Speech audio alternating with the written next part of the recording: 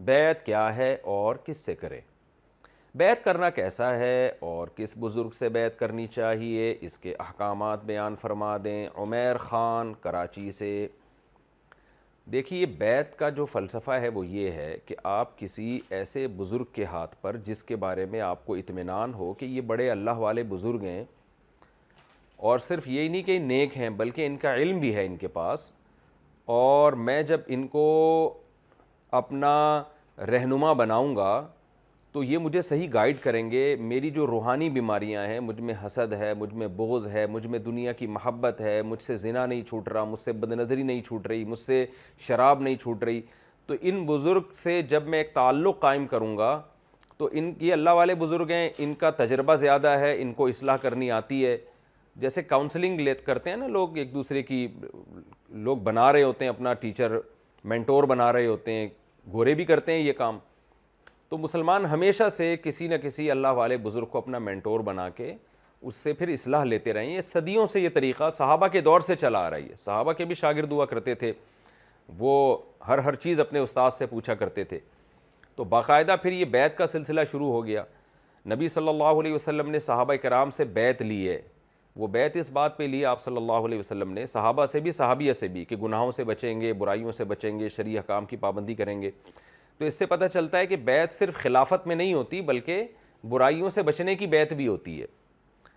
پھر جب نبی صلی اللہ علیہ وسلم دنیا سے گئے تو صحابہ نے خلافت پہ بیعت تو لی ہے لیکن یہ گناہوں سے بچنے والی بیعت نہیں لی۔ وجہ اس کی علماء یہ بیان کرتے ہیں کہ اس کا خطرہ تھا کہ بغاوت نہ ہو جائے، یعنی کوئی شخص یہ کہہ سکتا تھا کہ میں اصلاحی بیعت لے رہا ہوں لیکن پتہ چلا وہ خلافت کا دعویٰ کر دے۔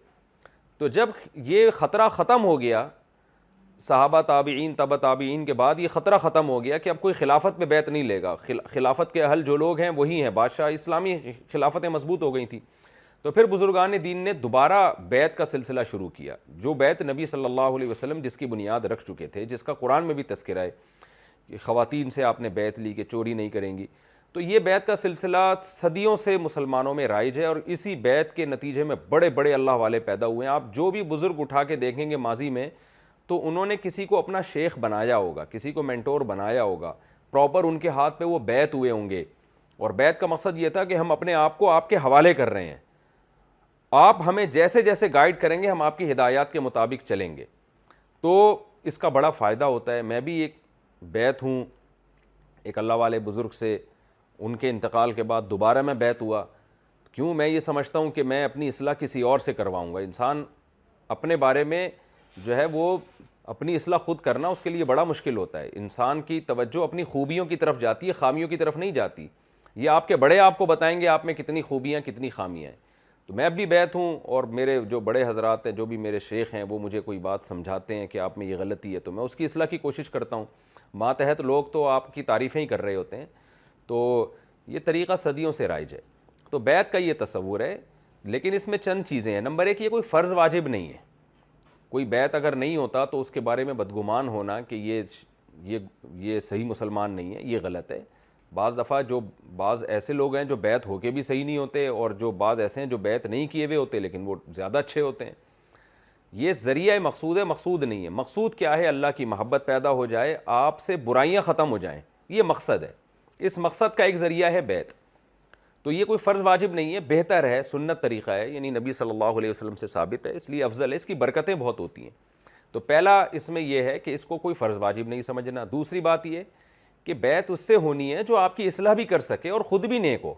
جو خود بدعتی ہے، جو خود صحیح راستے پہ نہیں چل رہا، وہ آپ کو کیا چلائے گا سیدھے راستے پر؟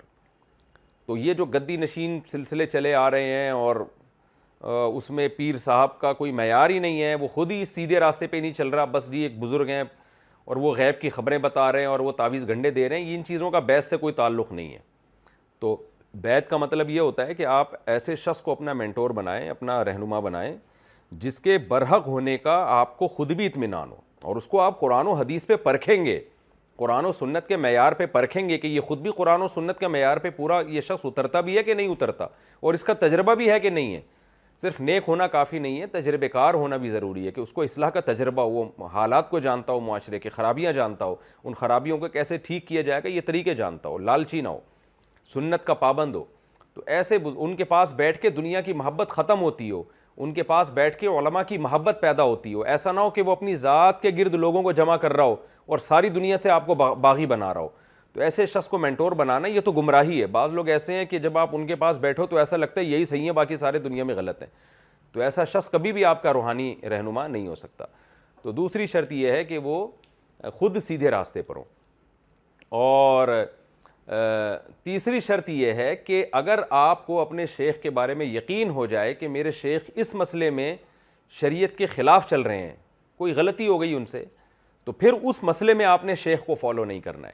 بعض دفعہ یہ ہوتا ہے بعض بزرگوں کی رائے ایسی رائے پہ قائم ہوتے ہیں جو علماء کی رائے نہیں ہوتی، ان سے غلطی ہوتی ہے، اجتہادی غلطی ہو رہی ہوتی ہے، لیکن آپ علماء سے مسئلہ پوچھتے ہیں ملک کے تو وہ علماء کچھ اور بتا رہے ہوتے ہیں. تو مسائل میں مفتیان کرام کو فالو کیا جائے گا، اپنے شیخ و مرشد کو فالو نہیں کیا جائے گا. تو یہ چند شرائط کے ساتھ اگر آپ بیعت ہوتے ہیں تو ان بیعت ہونے کی بڑی برکات ہیں. اور بیعت ہونے کا مطلب یہ نہیں ہوتا کہ اب آپ نے اس شیخ پہ ہاتھ پہ بیعت ہو گئے تو اب وہ اس کے بارے میں آپ کو 100% پتہ چل جائے کہ میرے شیخ غلط ہیں تو بھی آپ نے نہیں چھوڑنا. تو یہ غلط ہے. چھوٹی چھوٹی باتوں پہ بدگمان بھی نہیں ہونا ہے، اور بڑی بڑی باتیں آ گئیں آپ کو. بعض لوگ ایسے کسی سے بیعت ہوئے، اب وہ شیخ کا پتہ چل گیا وہ ناجائز کام کر رہے ہیں، وہ شریعت میں نہیں چل رہا، پھر بھی اسی سے چپکے رہتے ہیں وہ. تو یہ غلط ہے. اس کا مطلب آپ کی نظر میں شریعت مقصد نہیں ہے، آپ نے خود اس شیخ کو مقصود بنا لیا ہے. تو یہ چند بے اعتدالیاں ہیں. اگر یہ بے اعتدالیوں سے بچا جائے تو پھر کسی کو بیعت، کسی کے ہاتھ میں بیعت ہونے میں بہت فائدے ہیں. آپ تاریخ اٹھا کے دیکھیں، جو لوگ بھی کسی کو مینٹور بنایا انہوں نے اور اس کے ہاتھ پہ بیعت ہوئے اور ان سے اصلاح لی ہے، اللہ نے بڑے بڑے کام ان لوگوں سے لیے ہیں، اور اکثر اصلاح بھی انہی لوگوں کی ہوتی ہے. جدہ سے عمرہ کیے. اچھا، یہاں بیعت کے بارے میں ایک یہ بھی ہے کہ بعض دفعہ انسان روایتی انداز سے بیعت نہیں ہوتا، بلکہ وہ ویسے ہی کسی کو اپنا بڑا بنا لیتا ہے جس کے برحق ہونے کا یقین ہو، تو یہ بھی کافی ہے. یعنی آپ کا خیال ہے، آپ کسی کے بارے میں آپ کا یہ گمان ہے کہ یہ نیک آدمی ہے، علم بھی ہے اور ہمیں صحیح گائیڈ بھی کرے گا، اس میں دنیا کی محبت بھی نہیں ہے اور یہ کوئی نیا فرقہ بھی نہیں بنا رہا ہے، تو پھر ضروری نہیں کہ آپ اس کے ہاتھ پہ پراپر بیعت ہوں، بلکہ آپ دل میں نیت کر لیں کہ میں انشاءاللہ اسی سے اپنی اصلاح کرواؤں گا، اسی سے میں ہدایت لوں گا، تو یہ بھی ٹھیک ہے. یعنی خلاصہ یہ ہے کہ انسان اپنے آپ کو سب کا باپ نہ سمجھے کہ میں سب کچھ ہوں، مجھے کسی سے اصلاح کی ضرورت نہیں ہے. قرآن کہتا ہے وہ فوق کل ذی علم علیم، ہر علم والے سے اوپر بھی صاحب علم ہے. تو آپ اپنے سے بڑوں کو فالو کریں. آپ